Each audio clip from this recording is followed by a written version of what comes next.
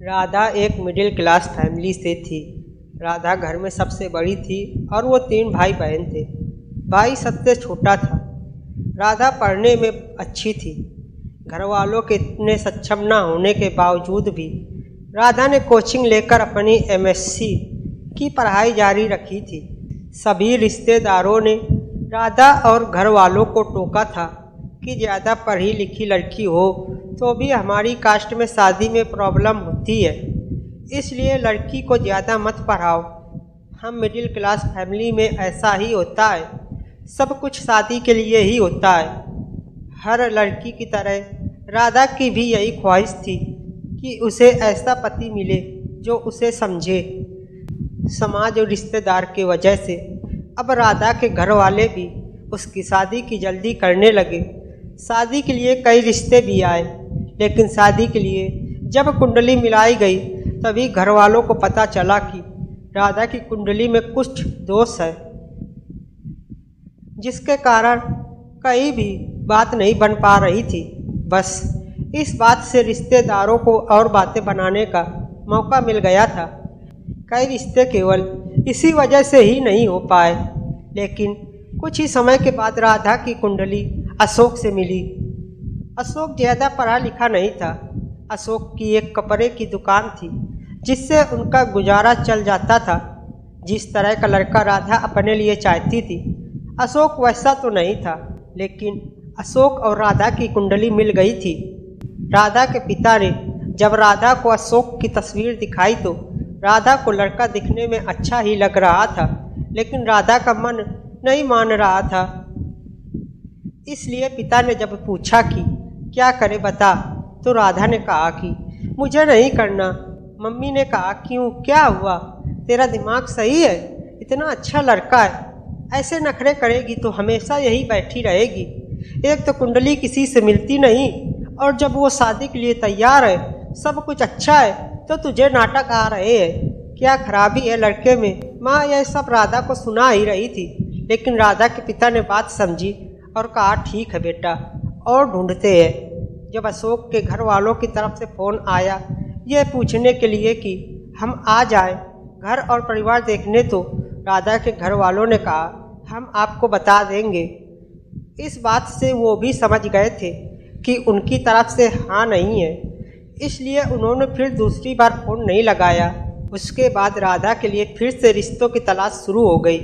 माँ थोड़ी नाराज़ थी, क्योंकि उन्हें लगता था कि राधा को उस लड़के के लिए मना नहीं करना था। करीब 6 महीने तक खोज के बाद भी राधा के लिए कोई भी रिश्ता नहीं मिला।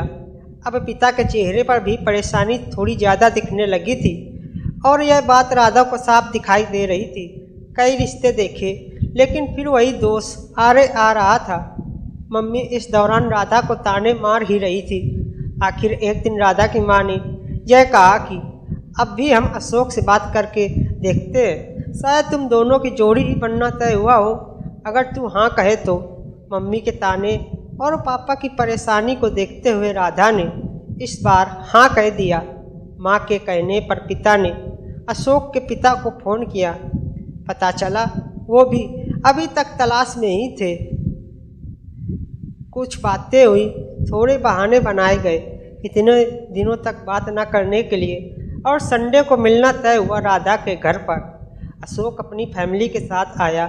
दोनों परिवार की मजबूरी समझो या नसीब, आखिरकार दोनों की शादी पक्की हो गई।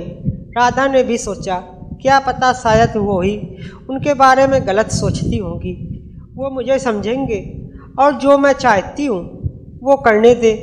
दोनों परिवार वालों को जल्दी थी, इसलिए शादी जल्दी में ही हो गई। लेकिन राधा ने एक बात नोटिस की, अशोक ने उससे अभी तक कुछ बात भी नहीं की। जब देखने आए तब भी नहीं की, और ना ही रिश्ता पक्का होने के बाद ना ही फ़ोन पर बातें की। इसलिए अब सीधा उनकी बातें सुहाग रात पर होनी थी। वो घड़ी भी आ गई। यह थोड़ा बहुत अजीब था कि वो न सिर्फ पहली बार अपने पति को देखने वाली थी, बल्कि उससे बात भी करने वाली थी। लेकिन उसने सोचा कि इस बात का भी एक अलग ही रोमांच है। राधा ने फेरों के साथ ही अशोक को अपना लिया था। अब सेज पर उनका इंतजार कर रही थी। धड़कनें तेज थी। जिनको अपना मान लिया है उनकी शक्ल भी अच्छे से नहीं देखी है। फिर अशोक कमरे में आया, दरवाज़ा बंद किया और बिस्तर पर आकर राधा के पास बैठ गया। और सबसे पहली बात जो अशोक ने पूछी वो थी, मुझे पता चला था कि तुम मुझसे शादी नहीं करना चाहती थी क्योंकि मैं पढ़ा लिखा नहीं हूँ। उसकी आवाज़ में थोड़ा गुस्सा था। फिर वो बोला, देख अब तुझे यह अनपढ़ के पास ही आना पड़ा ना। राधा को यकीन नहीं हुआ कि वो उनके मुंह से पहली बातें यह सुनेगी। उसने बोला, किसने बोला आपको? कुछ ऐसा कुछ नहीं है। ऐसा कुछ होता तो मैं शादी ही नहीं करती। अशोक और गुस्सा हो गया। अरे चुप कर, वो तो तेरी शादी हो ही नहीं रही थी, इसलिए तू मेरे पास आई है। तुझे पता है मैंने क्यों की? तुझे सबक सिखाने के लिए।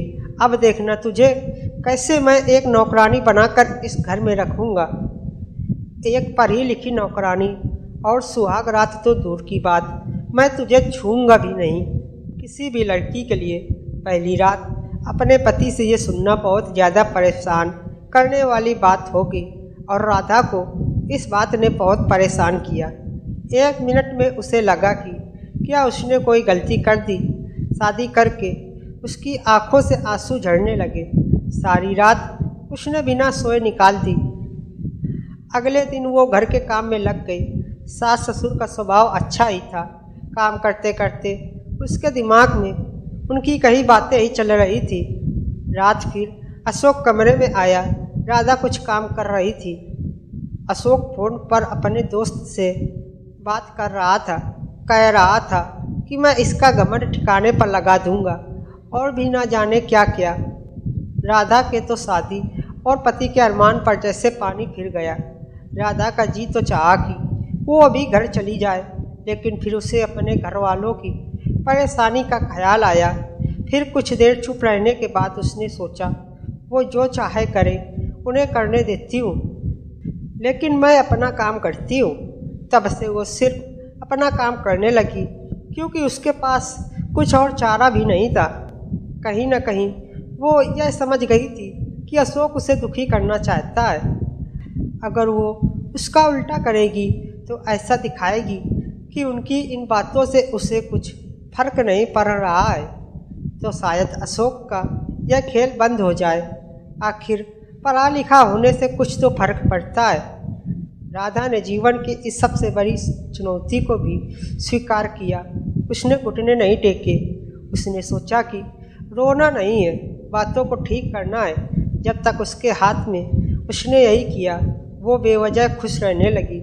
अपनी सास ससुर को अच्छे से बना के खिलाने के साथ उनके साथ मंदिर मार्केट जाने लगी। चेहरे पर कोई परेशानी नहीं। अशोक यह सब देख रहा था। वो भी अपनी कोशिशों में लगा था।